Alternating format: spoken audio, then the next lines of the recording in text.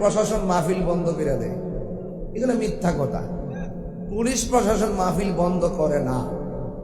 এক শ্রেণীর ধর্মদ্রোহী আর দেশদ্রোহী মানুষ আছে যারা প্রশাসনের কাছে উল্টা পাল্টা যায় কয় প্রশাসন আইন শৃঙ্খলা যেন অবনতি না ঘটে, ওনারা উভয় পক্ষকে স্থির রাখে, একটা আইন জারি করে। এটার জন্য প্রশাসনের দোষ না, দোষ হইল লেবাসদারি ওই বেঈমানের।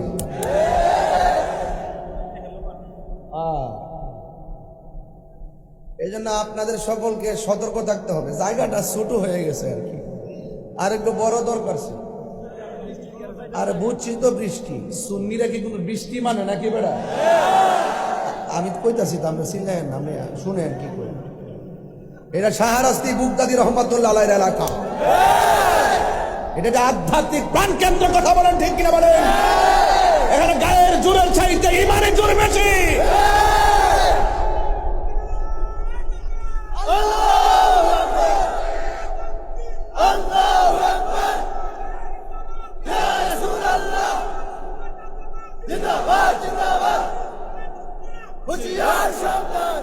আল্লাহু আকবার, জোরে বলেন।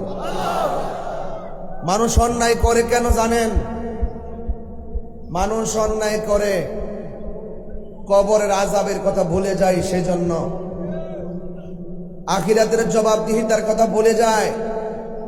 যদি আখিরাতের জবাবদিহিতার কথা না ভুলতো, এই দুনিয়ায় থেকে কখনো মানুষ অন্যায় করতে পারত না।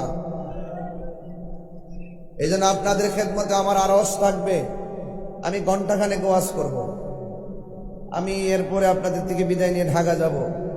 তবে এতটুকু বলতে চাই, আমি কষ্ট দিব না আপনাদেরকে। আমি ক্যান্টনমেন্ট ঢোকার পরে প্রায় 1 ঘন্টা চেপে পড়ছিলাম, যেই জন্য আমার আসতে 1 ঘন্টা বিলম্ব হয়েছে। আমি কমিটমেন্টে খুব কঠিন, খুব অ্যালার্ট। তো আপনারা এই ছেলেগুলো ইমার্জেন্সি, আমাকে তো সবাই দাওয়াত করে 1 বছর 2 বছর আগে, আর এই পোলাপানগুলো কেমনে জানি ডেটটা পাইছে মাত্র 15-20 দিনে।